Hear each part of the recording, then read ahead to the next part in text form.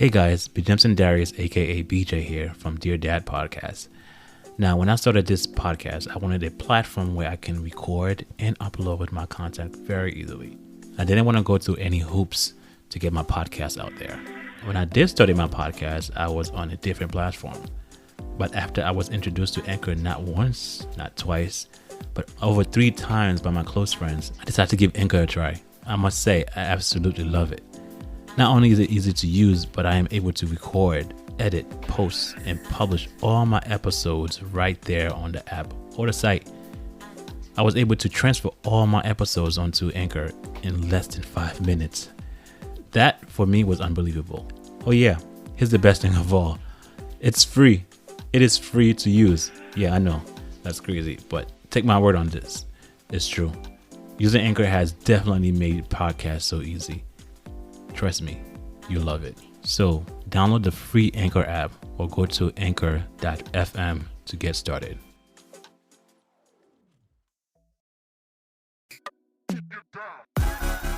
Hello, you beautiful people.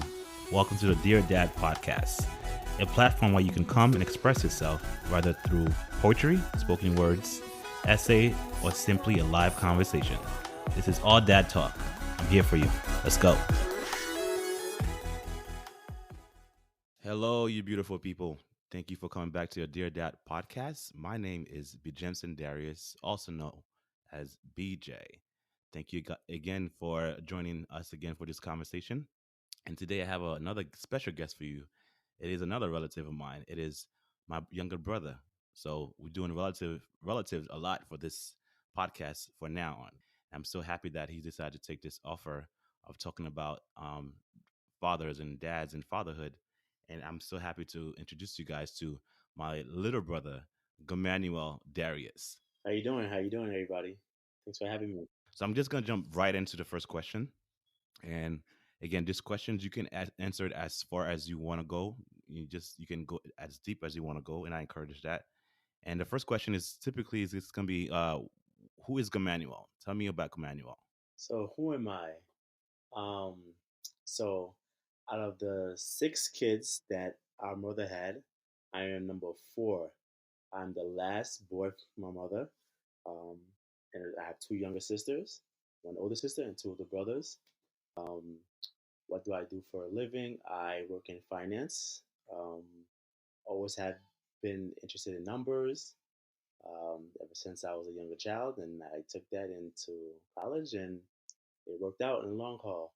I love sports, especially basketball. Um, I have 2 daughters. Um, what else?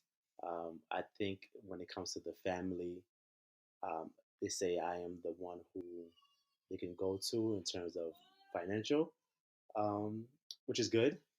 I love just helping my family out. My biggest, I would say that what I love the most about my family is that, and not even just my brothers and sisters, just my cousins, that we're all close. I know that if I ever feeling down, I could always just, we have a group chat. I could always just read up what's going on.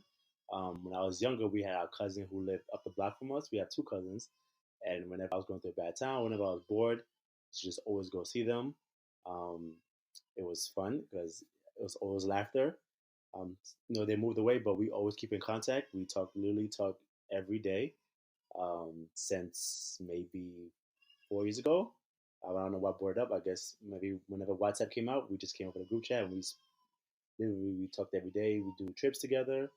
Um, my passions in life is just to, I guess it will be just to be to to leave my kids with more than what I had. Um, we'll get into that later on. Um, I think that's it. If anything else, I'll say it as the podcast go on. Yeah, of course, of course. I just want to elaborate on what Gamaniel said earlier. We had a, a few cousins of ours that lived not too far from us, and that was pretty much our scapegoat that time. That's where we used to go and hang out. That was pretty much that closest cousins. We spent summers there. We spent nights there, and sometimes we just stay up to almost 4 or 5 o'clock in the morning at times, and that's how close we were. And that was a relative that we were closest to at that time. I mean, right now we are close to all our cousins, and but they're them at that time they were our closest cousin. As far as physically living by, they were not too far from where we lived. So whenever we, especially for me, when I was done with school, I would go straight over there. During summertime, I spent half of my summer over there. So that was our those were our first cousins. That was the closest cousin that lived closest to us, and that's where we used to go and hang out. So tell me about dad. So, I heard some of the episodes in the podcast, so you pretty much touched on everything. But I'm gonna regurgitate some stuff, and I'm just gonna just say, my story. So our dad had, many wives and many kids. I mean, kind of like a passage from the Bible: many wives, many kids. But yeah, I always remember him being around, but never there. He came once in a while. He I don't know if looking back now, I feel like he did what he could, but the fact that I felt like he chose not to be around, and that was what really, I'll say, maybe I guess held a grudge against him for many years. As I got, as I became a dad, and I think he felt that he missed out on my life, so he wanted to be in his grandkids' life, and that was a real connection, between us. So we came real close from that. But what I said earlier about him not being around, I think that really just, I wouldn't say hinder me. I guess I can say hinder me in my education, because at one point when I was in high school, I wasn't doing too well, and I actually dropped out of high school for a month. Um, and I felt like if he was there, that would have never happened. Because that father figure is always different than so much a mom can do. Because our mom was always working. She worked. She had 6 kids to take care of, and she had to pay the bills. And I kind of took advantage of that, and I fell in the wrong circle at the time. But I kind of, God does everything for a reason. The reason I say it because although I kind of messed up in high school, I did get back on track. I finished college without any student loans. So now all the money that I'm making at work is literally just for me in my pocket. And maybe that could have been different if I had that. Maybe I would have went away to school. I could have went away to college. I would have took some loans. Everything could have been different. So my life, I'm happy where my life is right now, and I'm actually happy with the relationship that I have with my dad right now. Well, our dad. It's grown over the years. He's always called, tried to, get me to come over. I try to come over once in a while. He doesn't live too far from where I live. I live in the city, New York City. My dad lives in upstate in Spring Valley.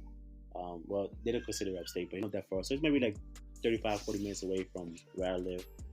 And he's always, when he comes, when I come, he's always like, cooking for us, or it's never an empty house when we go there, because we have other brothers and sisters who live with him, and we have another brother who don't live that far, and our oldest brother always go over there.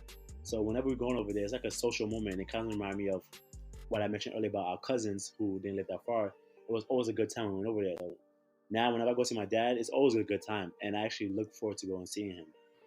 Wow. Yeah. Yeah. I mean, what you were saying before, as far as when you were growing up, he wasn't around. And, I had a conversation with Gael not too long ago. And one of the things she said was that she just felt alone. The fact that he was there was one of what bothered me the most, as actually, that we saw him at family outings. We saw him at certain days, but the fact that he wasn't there always had an effect on us. And because my mom had so much kids and she had to work and trying to feed us, we pretty much raised ourselves. And that was one of the big thing. We pretty much raised ourselves. Every last one of us pretty much almost raised ourselves, except for my youngest sister. We pretty much raised ourselves, and the advantage, and I know Gamaniel just said that, was that even myself, because we didn't have a father in our household, Saturdays when we woke up, I would either leave the house and come back late, or find some kind of activities to do. because I didn't want to be in the house. And especially the condition that we were living in was not promising. There was not enough space for anybody. There was never enough food. So I always find a need to always leave because I was never comfortable at home. Imagine being home and not being comfortable. And that's how I felt. So therefore, I always find a need to just go out and be with my friends or stay at my friend's house and come home late. And I didn't have a father to discipline me for that.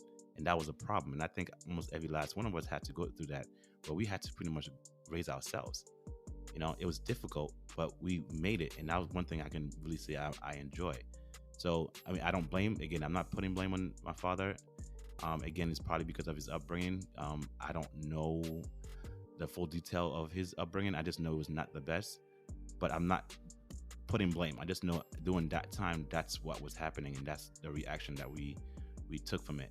So I know for myself, I had to find outlets to go to. Maybe hang out with my friends, go to my friend's house, play a video game, go to my friend's house to eat because there was no food at their house. It was tough. It was really, really tough. So I always trying to find another outlet for me to just get my attention instead of staying home. What are some characteristics in Dad that you find in you? That's a funny thing. I've always said, because, our dad wasn't in our lives. And I always said that whatever I didn't get from my mom, I got from my dad. So it was hard to even say because, like, my mom, our mom. Sorry, so for people who's listening, when we were growing up, we used to always refer to our parents as my dad and my mom. So the people who listen, if you hear me keep saying that, that's because that's how we grew up. We had the same mother, same father, but me and BJ and our siblings, we should always say my dad, my mom. So sorry if you hear me saying that. I know from our mom that I get up early in the morning. Our mom used to always do that. I can save, I can save money. Our mom was always going good at doing that. Those are like the two things I could always pinpoint. But in terms of my dad, I really don't know what I got from him. I'm just thinking like maybe my attitude or, the way I approach certain situations. But to be honest, I don't know what I got from my dad, even to this day. Even though we have a close relationship, so it's basically whatever I didn't get from my mom. So I'm thinking like, because sometimes my mom, when she's stressed out, she doesn't sleep. Some people could sleep. I know my dad takes a lot of naps, and I know BJ, you get that from my dad. I don't do that, so I don't get that from my dad. My mom usually, once my mom is up for the day, she's up. Unless she's tired, she takes a nap, and that's I get that. I get that too. In terms of like physical stuff, I get our mom is dark skin and dad is light skin. So I'm pretty fair skin. I'm more on the lighter skin, but I'm pretty fair skin. So I guess it's a combination of both parents. I really don't know. It wouldn't even be like impatient or being on time because our mom is always on time. I'm always on time. Dad is always late, and that's not me. But I know. So a lot of things I see that our siblings have. Our older brother, he's not always the person they can rely on to be on time. If you want me to be there at a certain time, I'll be there, and I get it from my mom. So to regurgitate what I said earlier, a lot of stuff is what I don't know. What I know that I didn't get from my mom, I believe I got that from dad. Okay, so what are some mistakes taught you the most about life? I think the day that I remember when I mentioned earlier about me, not being in school for a month, and the whole time me being, the black sheep of the family at the time. The biggest mistake I think was making our mom cry and disrespecting our Uncle Funtz, who I will talk about later. I wouldn't say disrespecting, but being slick in the mouth with him. Those are, I think, are my biggest mistakes that that I can think about right now because those are the ones that stand out. The sleeping part, I didn't know Dad liked to take naps as well. I know mommy liked to wake up early, and that's me and my son Elias does the same thing as well. When I wake up in the morning, I wake up like 6 o'clock in the morning, and I'm all right. Like I'm ready to go. Even if I sleep in late, like if I go to sleep late, I still wake up early. And my son does the same thing. So those are characteristics I guess we get from mommy and not from dad. But as far as the sleeping thing, this is news for me as far as getting that. I thought I didn't even know that I got that from him. That's interesting. And even still right now, I'm still trying to like figure my way out, trying to figure what kind of characters in me that is dad. What kind of characters in me that it's that he does that I do. So whenever he speaks, whenever he does certain gestures, I try to like see if that's me. Do I do that? I know for me, with me and Elias, I can tell by certain things, but I want to see where does this stem from, as far as, is it from dad or not? I mean, from mom you can tell, but from uh from dad is almost hard because we're not around him as much. So whenever I speak to him, I just want to see whatever gesture he does, whatever way he speaks, whatever action he takes, to see if I'm doing the same thing too. So it's, I mean, I guess it does make sense. Um, we share some characteristics. I just never realized where it was from. I didn't even know it was from him. And like, speaking of the gestures thing, I know that, like, I think all the siblings, even our other brothers, I think we have a habit of, we sit down, we put our hand over our head. I notice that we all do that. Like we all like to like, I guess, fidget, like playing around with our hands. Definitely, especially our thumb. I don't know if we got that from. It's definitely from our dad's side. So I don't know if from dad or from grandpa, but we all do that. Yeah, and especially the head scratching too. I can't. Exactly. I remember I was. I think it was you. It was you. Oh, it might happen to me, and it happened to me and Elias, and it happened to me and you. We were in the same area, and literally scratched our head at the same time in the same spot. It was so weird. It happened to me with Elias too. It's so weird how those things happen. Like the way we just like, either sometimes we cross our legs. It's the same way sometimes. Sometimes we just like, I just can't. It's so weird. And the time it happens simultaneously. And I know with you and I, we had this thing that, because we don't live anywhere close. I live further upstate, and you live in the city. Like, and sometimes Gamaniel will come to church, and from the minute I wake up, I even told my wife that, like, I say, I know Gamaniel is gonna wear this color. I know he's gonna wear this type of clothes. It's so weird. We're not twins. We like literally like almost 6 years apart. So the fact that we have that link is so profound. Like, I would come to church, and we would literally be wearing the same colors, and it happens so often. Right. And it's just crazy. And I before I even get to the church, I was like, I'm pretty sure Gamaniel is gonna wear the same color as I am. Right. If it's not the same color shirt, it's mismatched. Not mismatched, but reverse. Like, we have the color shirt you have on, I have it as a pants, and then the color pants you have on, I have a shirt. Yeah, it's either the opposite or the same. It's always profound. There was so much characteristic, especially the color code thing is so weird that we are able to match without even knowing. It's profound. It's so profound.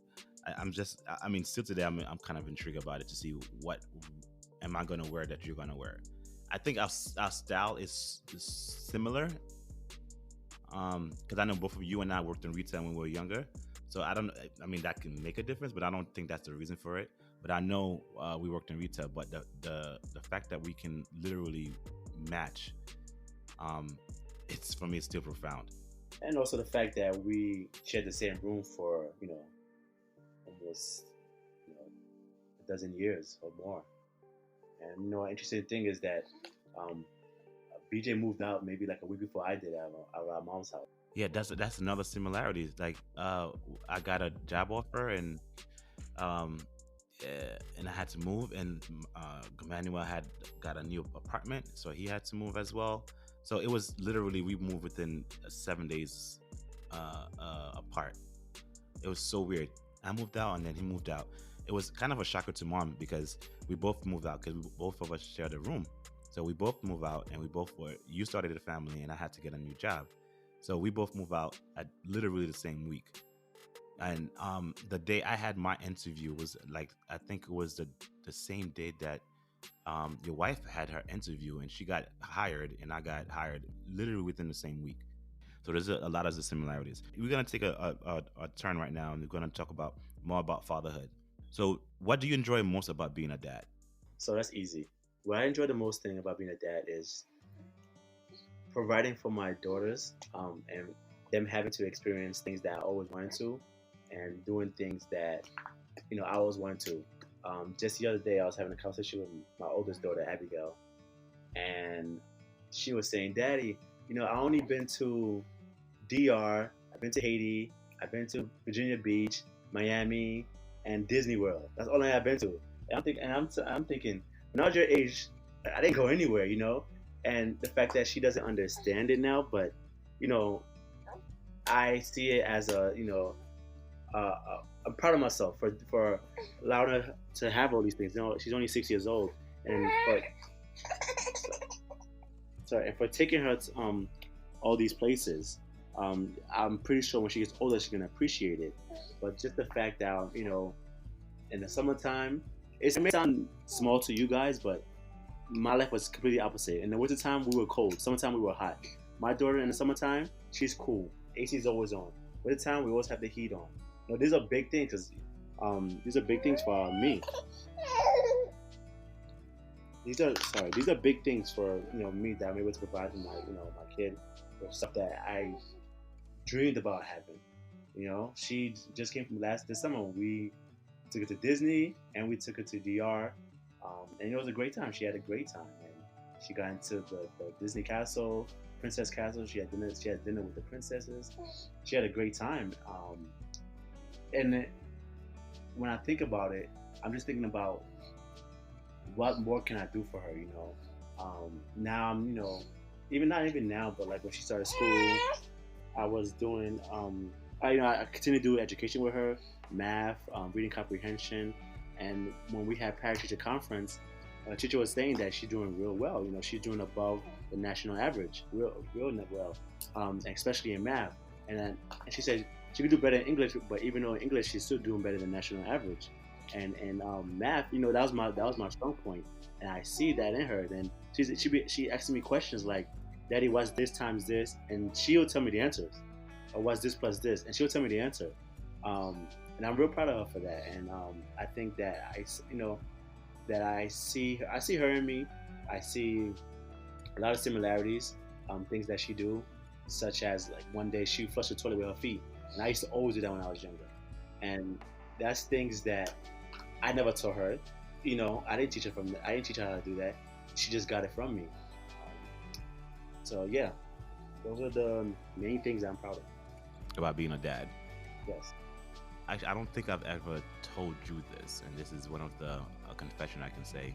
Um, I've pretty much learned how to be a parent through watching you and Abigail. It's so profound. Like I found because Gamaniel had kids before I did, so I learned how to be a better parent, how to be a parent or an example of being a parent through Gamaniel. It's interesting because he's younger than me, but he had kids before I did, and I didn't have kids when. But I watch how he interacted with his older daughter Abigail, and I see how he loved her, embraced her, and sacrificed himself for her every single time. That I wanted to do that too.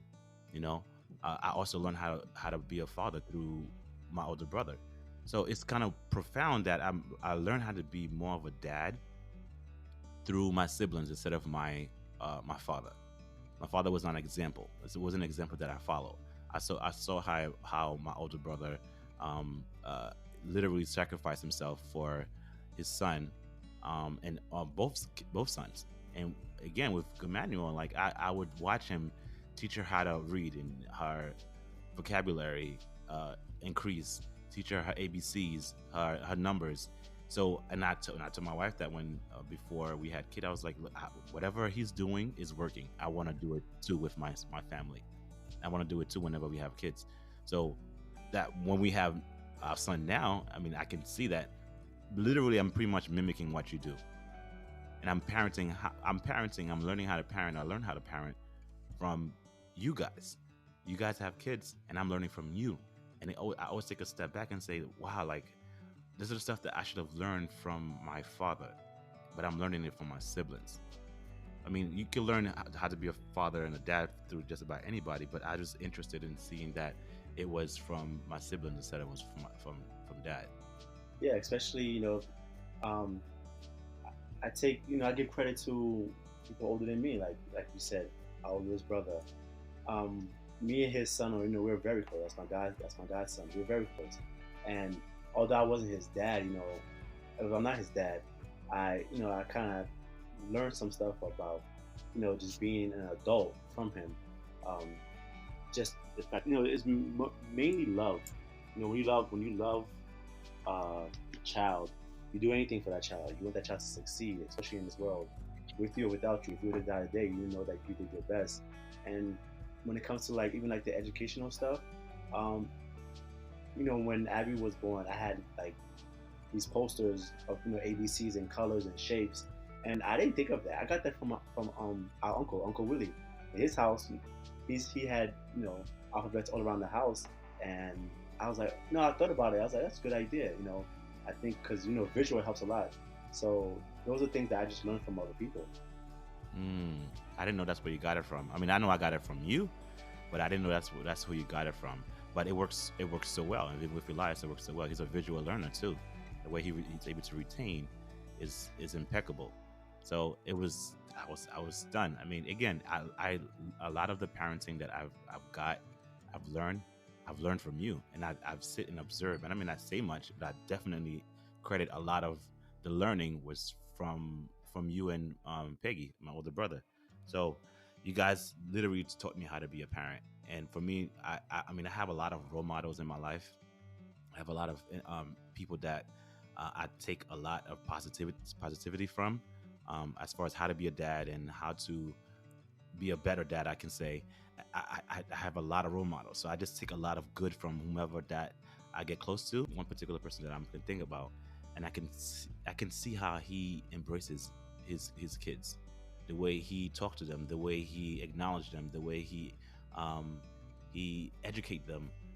It's so profound. And whenever I see someone that has that quality, I immediately plug myself into them because I want to learn whatever they're learning, because they're doing something good. I want to do the same thing as well. I mean, like you said earlier, my Uncle Fuentz, the way he parents was just profound.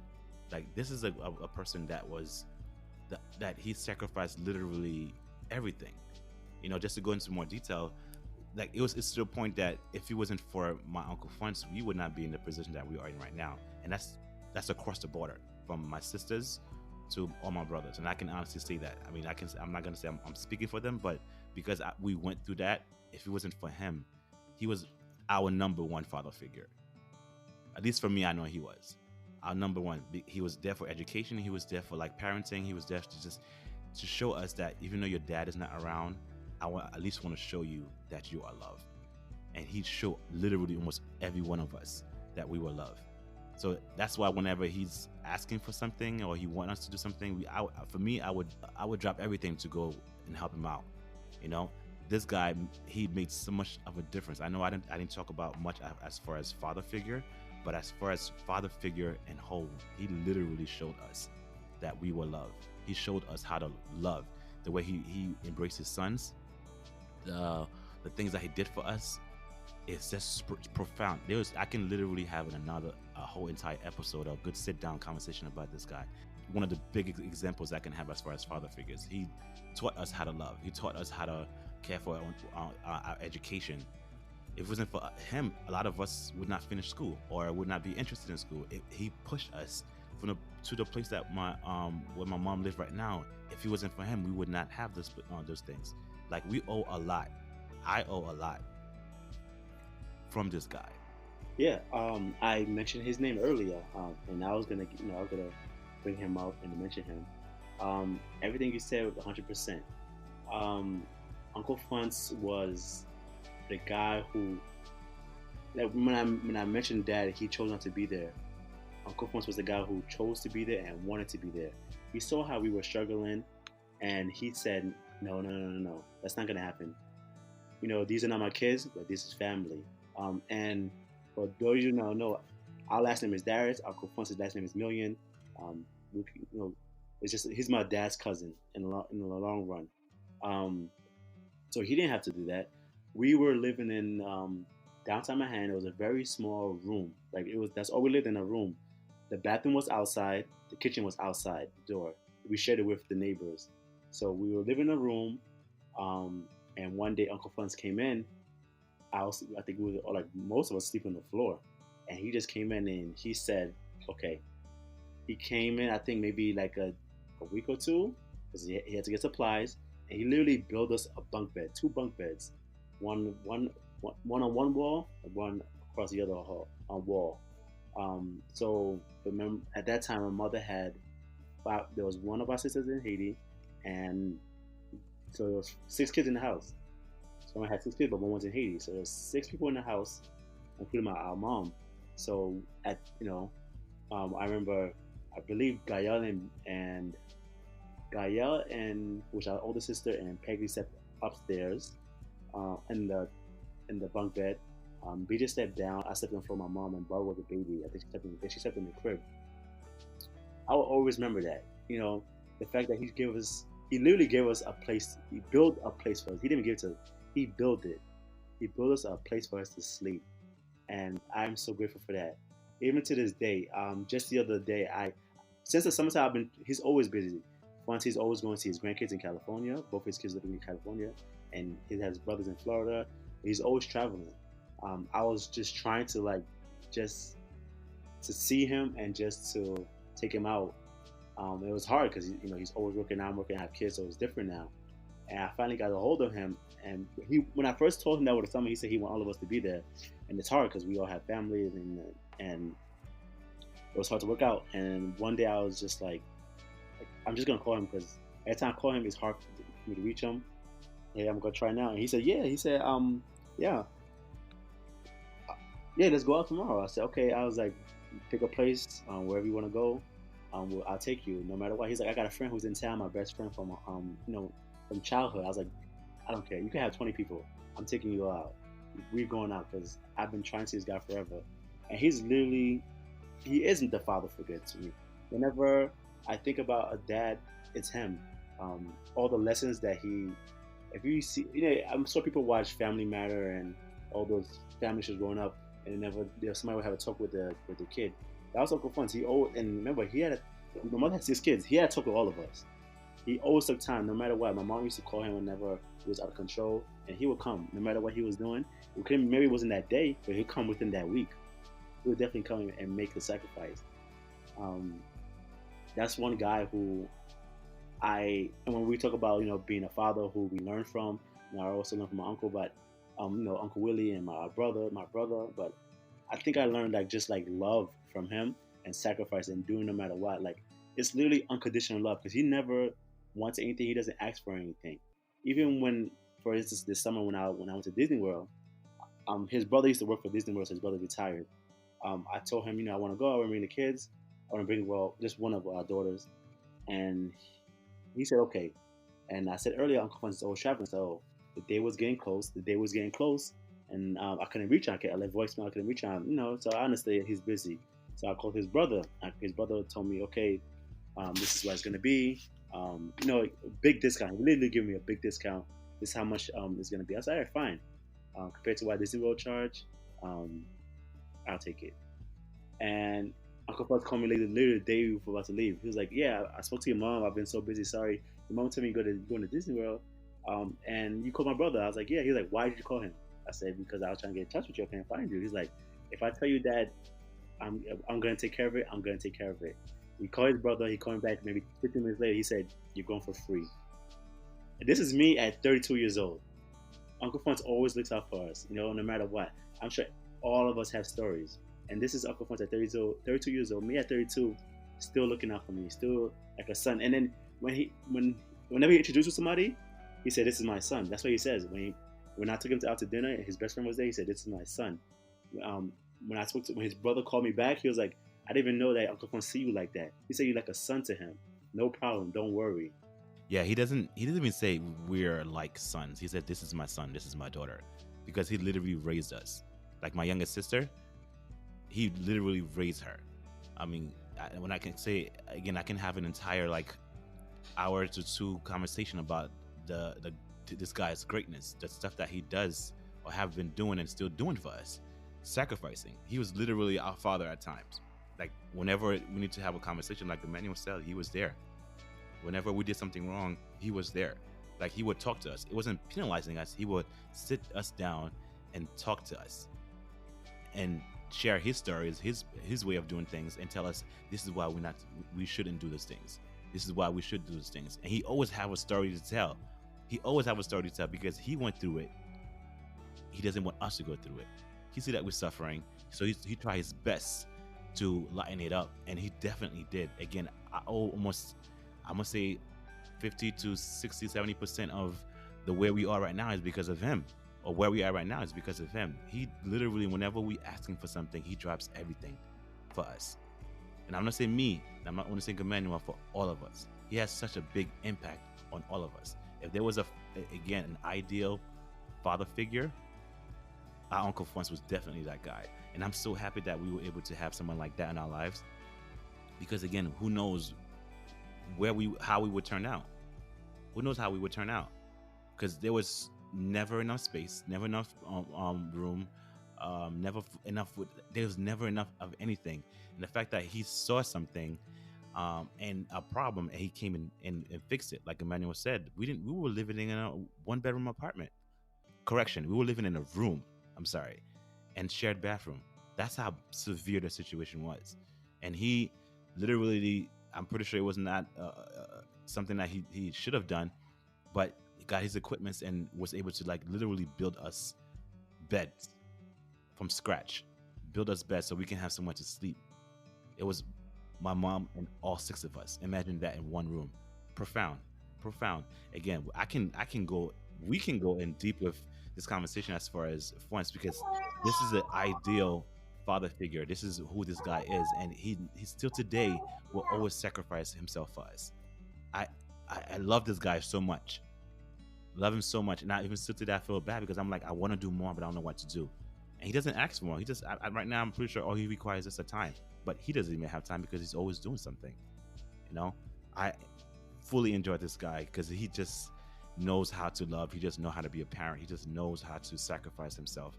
And this is the stuff that I'm taking as far as father or fatherhood. This is the stuff that I'm taking. I want to implement for my son moving forward. And I know Gamaniel is doing the same thing. And I know my other siblings are doing the same thing. So the stuff that we go through, are we able to overcome it? Is because of this guy. Mostly because of this guy. Because he showed us hope. We didn't see any hope, but he gave us hope. And we were able to be here because of him. Yeah, definitely gave us hope. I remember when I was graduating college, I ran out of I needed money to pay for I think 2 more classes. And I told my mom that I'm going to graduate. I just need to pay for these classes. I'll pay you back. And then she was so happy. So right after I graduated, later on that year, I started my career job, and I wanted to pay back my mom. And this is when we took her on the cruise. And I was talking to Uncle Funtz, and I'll never forget the words that he said. He just told me that he's proud of me. Because I told him, I want to take care of my mom, that I feel like, she did everything for me, and I want to take care of him. He didn't want that. He didn't want me to do anything for him, but he just wanted to do everything. He wanted me to just take care of my mom. It's funny that I'm thinking about this now. If you ask our oldest nephew, Aiden, I always tell Aiden, whenever you finish school, whenever you finish college, don't think about what I did for you. Take care of your mom and dad. Think about how they sacrificed for you. And that's exactly what Uncle Funtz told me. And Uncle Funtz told me this after I've always told Aiden that. And it's just funny that he told me that. And he just told me that he's proud of me. That that I'm doing all this. Those are words I'll never forget. Whenever a parent tells you that they're proud of you and that that they really mean it, it means a lot. So especially when someone who's like a father figure, who you see as a father figure, it means more because it's not your father, but that person did everything for you. It meant so much to me. Yes, I mean, again, I can go on and on with this guy because he's done and continued doing so much for us, and I'm so happy that he decided to interject himself in our lives so we can have a better life. He sacrificed so much, and I'm so happy that he did that. So I'm going to. So this question is again towards you. So did you have an idea of what kind of dad you wanted to be before being a father, and are you that now? I know. I think I am. I know what dad I didn't want to be, because I didn't want to be like our dad. I wanted to be involved. I wanted to play with my kids. I wanted to be there. Provide for my kids. So I think I am that dad. Like just the other day, we went upstate around for Thanksgiving weekend. My daughter left her sneakers up there, and we don't. It was gonna take us. It took us the whole week just to get it back. But she had gym. I just, you know what? No matter what, I'm going to the sneaker store. I'm getting my daughter some sneakers. I don't care, because she needs it. My daughter wants, she wants a gingerbread house. Boy, gingerbread house. She wants a Christmas tree. Christmas tree. I do. There is times when I let her know. No, I tell her no. But the fact that I'm able just to read her bedtime stories, she wants me to tuck her in every night, and it's me. She wants me to tuck her in, me to read her stories. She wants me to give to whenever she's in the shower or she needs something. She calls me. So she's the ultimate daddy girl. Our youngest daughter is 9 months, so she's not really there yet. In terms of being attracted, being like a daddy's girl, mama's girl.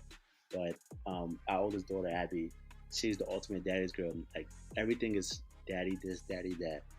And even like the other day, with the whole Disney Plus, me and her watching Gargoyles, and she just loves it now. She wants to watch it. She's like, "Oh, Goliath this, Goliath that.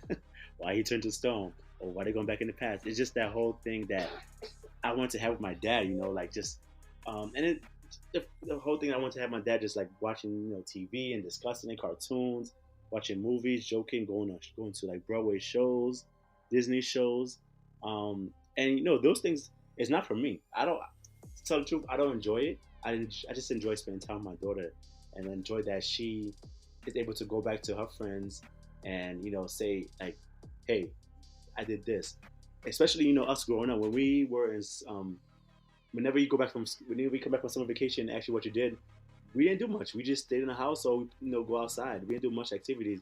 But our uncles, and kind of to segue from that, our uncles did a lot for us. Our father's brothers, definitely Uncle Max. He's always take us to Atlantic City, always just take us to the beach. And those are orange shirts that I had to tell when I was back in school. But now my daughter can say, "Hey, I went here, I did this, I did that." And I just really hope that she appreciates this family, the Darius and the Millions family, as much as I do. She has cousins growing up who are around the same age as her, just like we did, and that's a big bonding factor. I think, yes. But to go back to be like, am I the father that I want to be? Am I the father to my kids that I always wanted to be? I think I am. I mean, I could always do better. I'm never, I'm never gonna stop being a great father.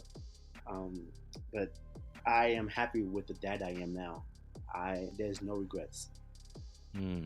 I'm just gonna go with what you said before, as far as your as far as Abigail. Abigail's the firstborn, and she's definitely a daddy's boy, daddy's girl. I'm sorry, she's definitely a daddy's girl. To everything that you want to do, she want to do as well. I think that's so cool, man. It's so cool that she wants to do everything that you're doing. Is I think it's so cool. I want to ask you a question about Abby. Can you tell me your vision for Abby? My vision for her is just for her to choose what she want to do in life and be happy about it. I think definitely when it comes to the workforce, there are some times when we're limited on options, because of the situation that we're in, especially for you know being in a black family. So I want her to be what she wants, and I want her to live her life and just be happy with it. Um, Obviously, I want her to get married. I want her to have, I want her to have the life that she wants. But I also want her to understand that everything takes work.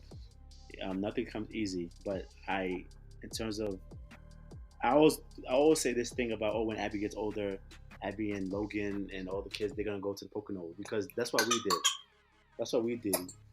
We spent time with each other. So sorry. Um, for Abby, it's her just living a life, living a fulfilled, fun life, um, just being there for her family, being there for her little sister, and just taking care of herself, being able to take care of herself. That when I get older, I know that I did a good job and that I don't have to worry about her. Hmm. Are there things you wish you had done different as a dad? Well, sometimes there are some times when I get a little, I catch a little temper with her. I yell at her.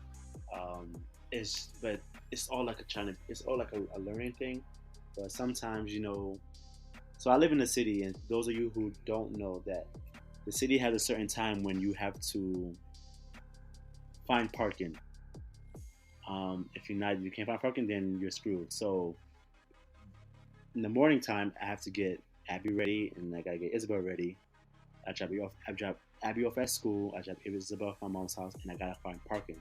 So sometimes I try to, have Abby hurry up. Even though she's 5, I try to have her do things her own, like pack her own snack, and I try to, tell her how to take a shower. But then again, sometimes I have to remember that she's only 5 years old, and she can't move as fast as I want to, or she can't walk as fast as I want to.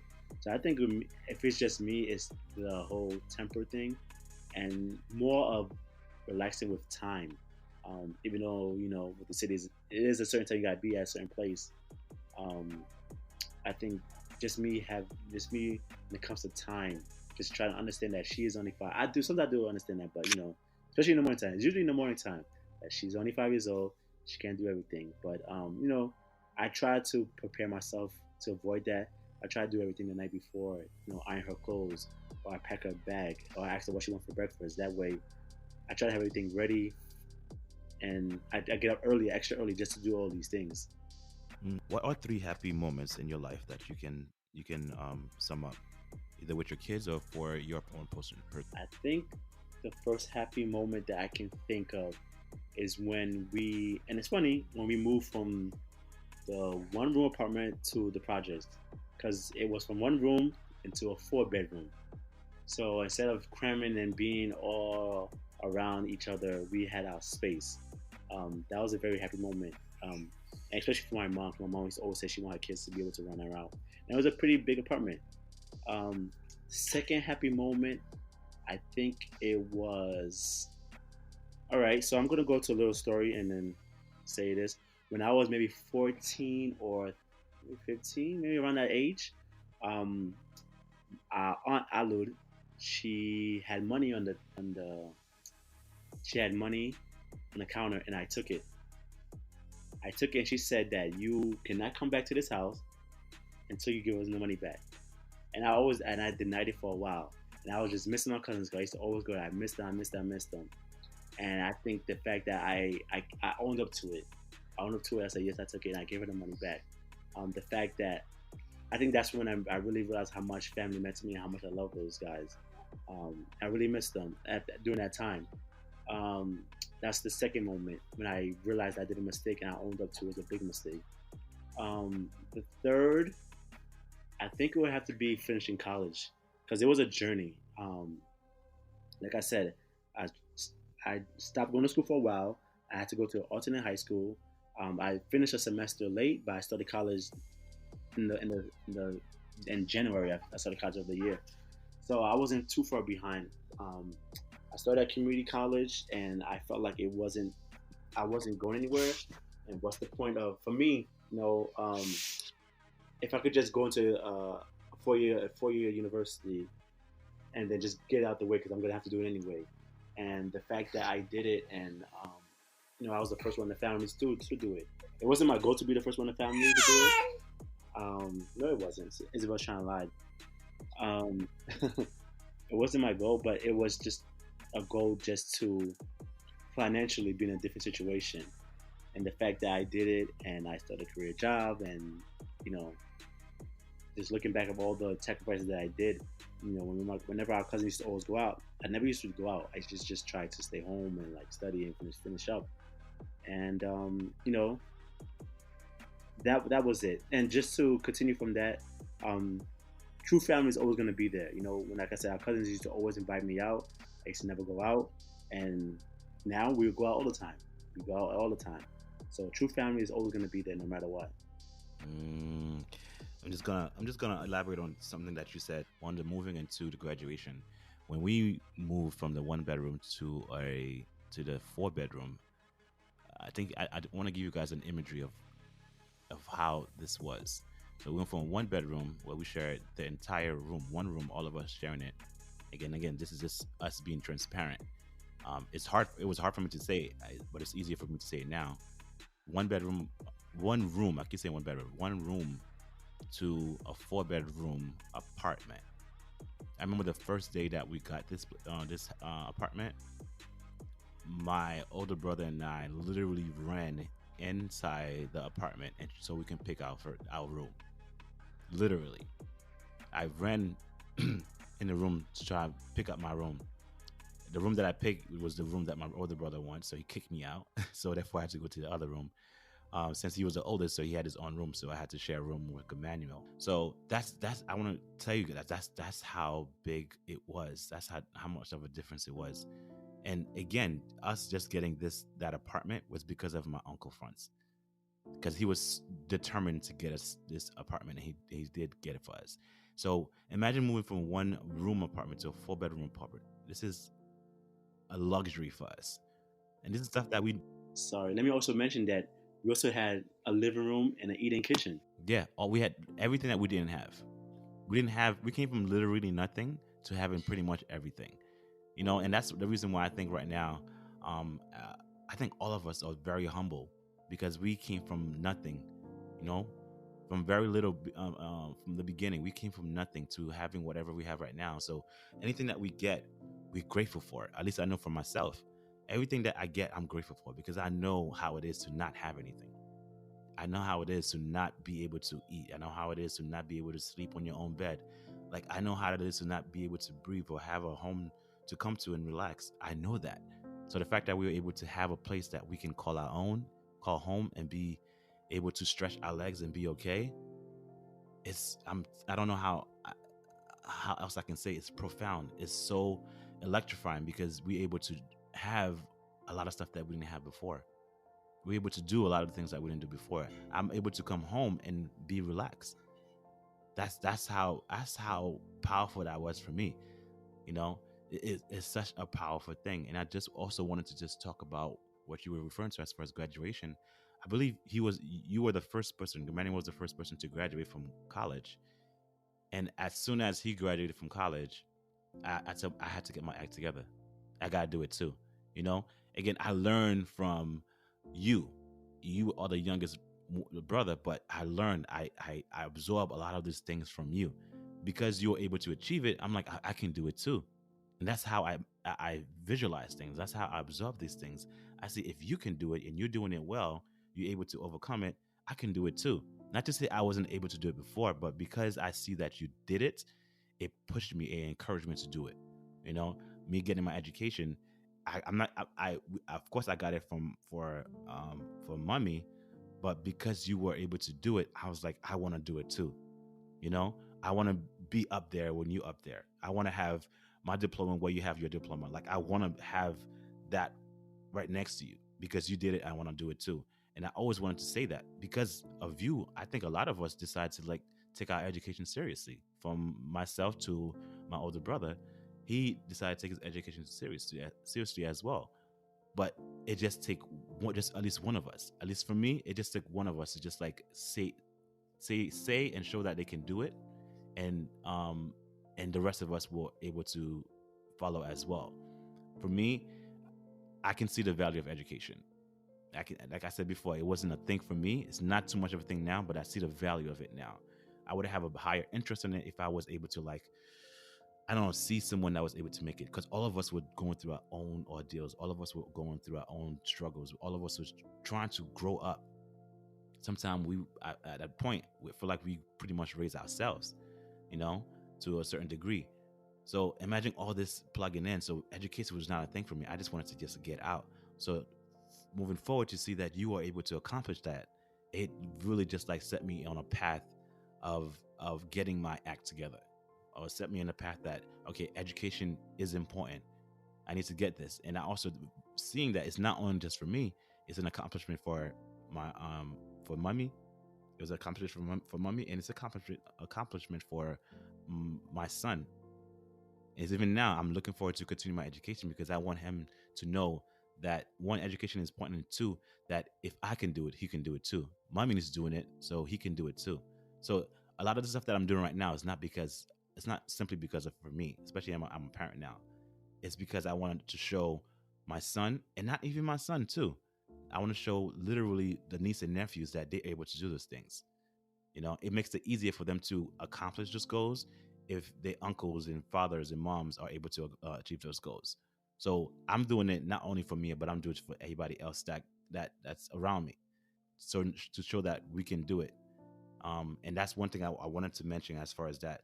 The degree, and I got my degree because I would say because of you, but you pushed me to get that, and I always wanted to be grateful for that because one of us were able to do it.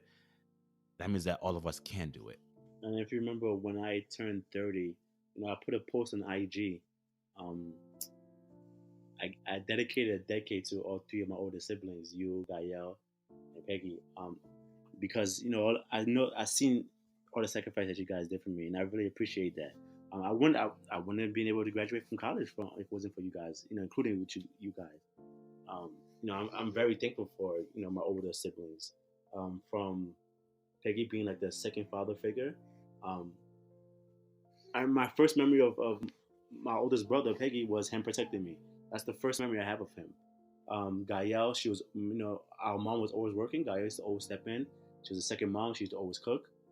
Keep us fed. And you was before we before especially when we moved in the into the 4 bedroom apartment. You was my roommate, and you was also my friend. We always talk. He was always there, um, and he forgave me for a lot of stuff that I did. All the stuff that I did, um, and I'm very thankful for all you guys. You guys shaped me for who I am. Yeah, so I definitely. That's why I always had in my mind when I'm turning 30, I'm going to dedicate 10 years to each of you guys, and I love you guys for that. No, love you too, bro. So, almost wrapping up. How do you want your child to remember you? I want her to remember me as the dad who was strict, but but she can always come. They could always come to me. A dad who sacrificed for them, and who financially set their future for them, who put them on a path to be very, how do I say this, not dependent on loans or on other stuff. Um, when my first daughter was born, I it's funny. I started thinking about death when she was born, and it was my death. Like, if I die now, what I'm gonna leave for her, or when I die when I'm 60, or when I'm 80, what I'm gonna leave for her. So that was the thing that I always, and I still think about it to this day.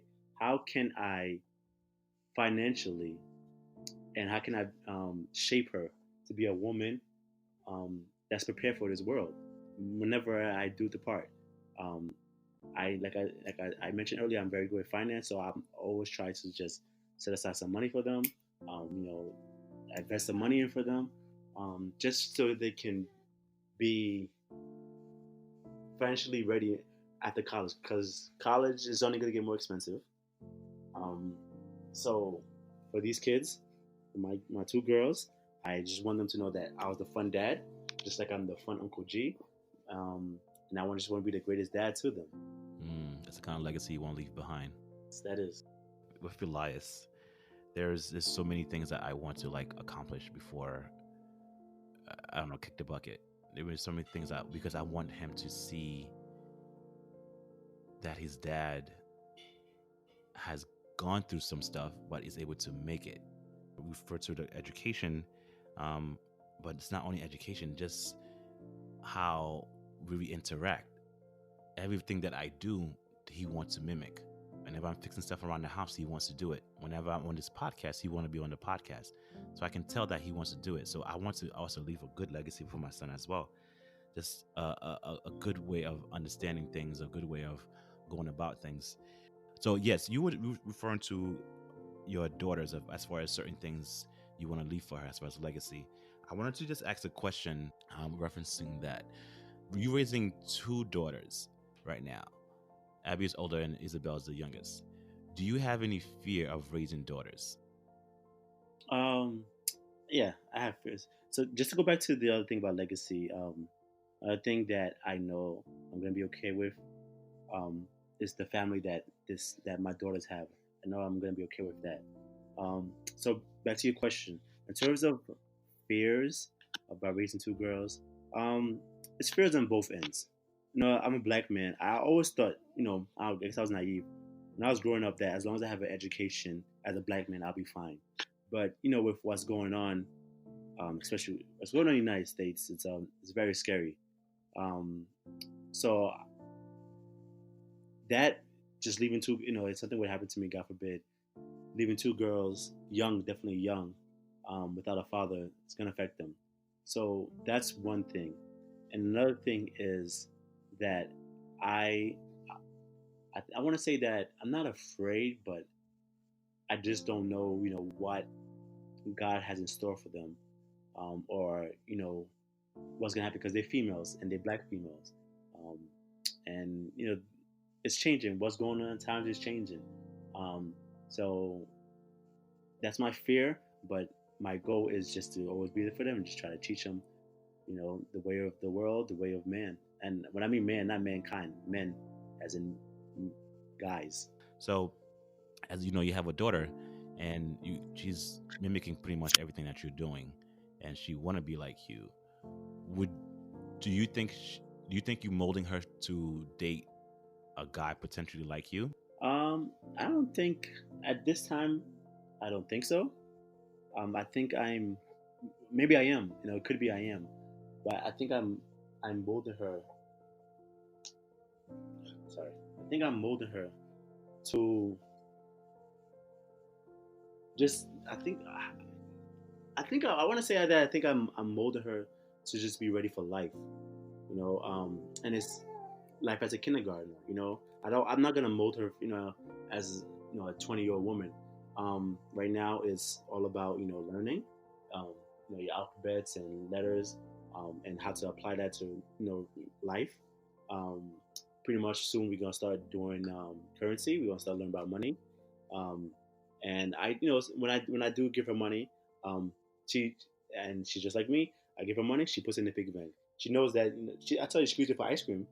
She said, "No, I want to put it in the piggy bank. I want to save it." So I guess I'm teaching her, or she's just learning about how to save, even though she doesn't know the really real meaning of it. But the fact that if I spend, I have less. If I save, I have more. Would you want Abigail to date a person like you? Some characteristics, yes. Some characteristics, no. Um, Overall, I will say no, because I'm not the perfect guy. But I would want her maybe a younger version of me, or an alternative. But I would, speakingly, I would say no. To be honest. I mean, the reason why I asked that question is because we are our let's say my son Elias, he is with his mom, and he's more or less a mama's boy. So from the way he grows up with her and see how she is and see how I treat her, he's more or less gonna look for a person like his mom. Not, I'm not saying identical, but those are characteristics that he's going to pick out. And the reason why I threw that question at you is because you more or less mentally are molding her to pick someone that's have your characteristic. Believe it or not, I mean that's why they said the daughter, their first boyfriend, so to speak, is their dad, or their first idol is their dad, because everything that their dad do is what they want to do. The way you are and the way you act around her, the way you treat her, this is what she's going to look at for a potential mate. I know that's in the future, but that's just the overall concept where the way you grew on raising her is who she's going to want to be with. So she's gonna want to date someone that has your characteristics. So your characters, the way you act, the way you talk, the way you carry yourself, the way you save, the way you don't save, all that are characters that she see in you that she's going to look for another mate. And the reason why I challenge you towards that is because if there is a certain characteristic that you don't think you should show her, or you don't like, I think that's something you might have to like. What I'm not saying you, just in general, like myself too. If there's certain characters in us that we don't like, I think we need to try our best to show our kids the best, because the bad behaviors can overtake the good behaviors. But the thing is, they take both. If there are certain bad behaviors that we're doing, they're going to take that too. So we have to be able to identify those bad behaviors that we're doing, so we won't transfer our kids, so to speak. So that's why I said as to challenge you as far as that. Like there are, if you may not think about it, but you more or less are molding Abby to just have an idea of this is the kind of guy I want to be, because my dad was amazing. He was doing this, he was doing that, he was able to do this, he taught me this. So she's gonna look for that kind of personality trait in her potential mate. I always go back to um, something that not I want to call Uncle Max, but our cousin Max told us. Told me. I remember. So he was literally the first Darius to graduate. I was the first one from my mom's kid, but he was the first Darius of this generation. And I told him that I wanted to be like you. He told me no, be better than me, and that always stuck in my mind. So when it comes back to my daughter, I wanted to be with somebody like me, but also better than me. So this one question is, if dad was sitting next to you, or he was listening to right now, all right? He was Mhm. sitting next to you, or he was listening to this message. What would you want to tell him? I think I told him already when we had a little dinner for him, appreciation dinner. What I told him was that I forgive him and that I understand where he came from. Now that I'm a dad, it was different for me growing up and me being a young man, young boy. But as I got older and I had a child of my own, and I understood, even though it was wrong what he did, um, I forgave him for it. And I would never want my child to, have that anger for me, towards me, for what I had for our dad. Um, so that's what it would be. I told him already. He knows. Um, and that's pretty much it. Right, right. Wow, wow, wow, wow. Yes, yes, I love it. And I'm pretty much gonna be wrapping up. I wanted to wrap up, and before I wrap up, I just want to ask one last question for the fathers out there, for the dads out there, father figures out there. They have a way of impacting us. They have a way of having a way of changing our lives. What would you say? What kind of message would you have to all the fathers and father figures out there? Um, so this is especially for the fathers who, or the soon-to-be fathers. Um, just be the dad that you always wanted when you was growing up. If you had the dad that you always wanted when you was growing up, be like that. And like I said, be better. If you didn't, if you always wanted your dad in your life, if you always wanted your dad in your life, be that dad. Be in your child's life. Love it's easy if you want it. You know, if you want to be in your kid's life, it's not difficult. Um, so that's what I would say. Just be the dad that you always wanted growing up, and it's everything else is just gonna come. It's gonna come because a child needs nothing else but love. You give that child that, and you're fine. Everything else just falls in place. And Isabel agrees with me. I can tell. I can tell. Thank you, bro. Thank you for taking this opportunity to be vulnerable, to let me know what's in your mind, the experiences that you had. We all grew up in the same household. We share the same room, and we have different experiences. We had different perspective of life, and I'm so glad that you're able to share these things with me. And for every interview that I have with our siblings, I learn something new, or even with our relative, I learn something new, because I have my perspective, I have my view of things, and I don't see others because I have my own. And I this platform is not only just for the family, but it's just anybody that has a story to tell. You know, everybody has their own story to tell, and how you the fact that you were able to overcome it, the fact that you are here, the fact that you are alive, is not by luck. All of us were handpicked, all of us were hand chosen to be here. And I'm so happy that you were able to come into this podcast and share with me your thoughts and feelings and experiences, because all of ours is different. And the fact that you were able to share with me, I'm so happy that you were able to. I learned a lot from what you told me, because again, I didn't know these things. But that's what story is about. It's not judgment, it's not critique, it's just a story to tell. And I'm happy that you were able to be vulnerable and be open with me about being a dad, how to be a dad, and what kind of figures you had in your life. And I'm not gonna keep you any longer. So I just wanted to say thank you again for your presence. Thank you for your time shared. Thank you for your story, your life story, your life experiences. And I want to thank you from the bottom of my heart. I just want to say that I love you, and I'm happy, and I'm proud of who you have become, and I want to continue to fight to become the best that you want it to be. Like you said, you want to be a perfect dad, or you want to be a good dad. You need to work towards to achieve that, and I know that you're working towards that. Nobody's perfect, and nobody's gonna be perfect. So I want to challenge you, and I want to challenge everybody else to continue to be the better version of yourself.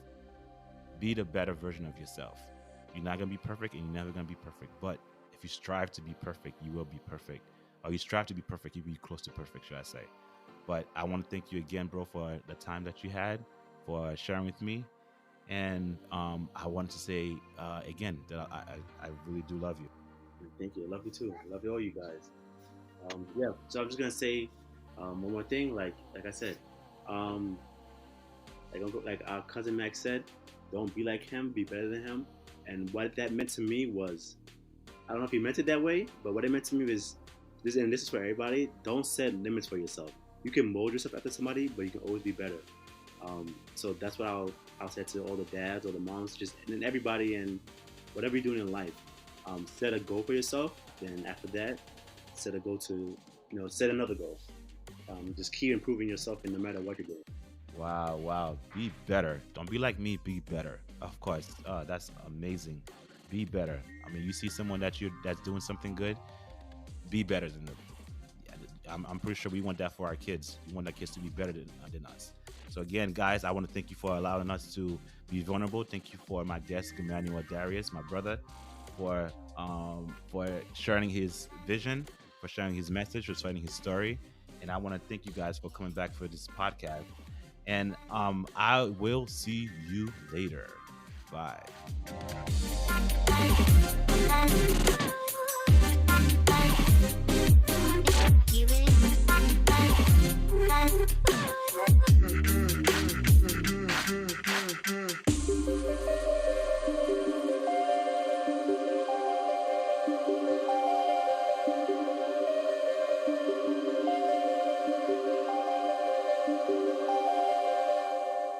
And now, a moment with the family. Israel want to say something.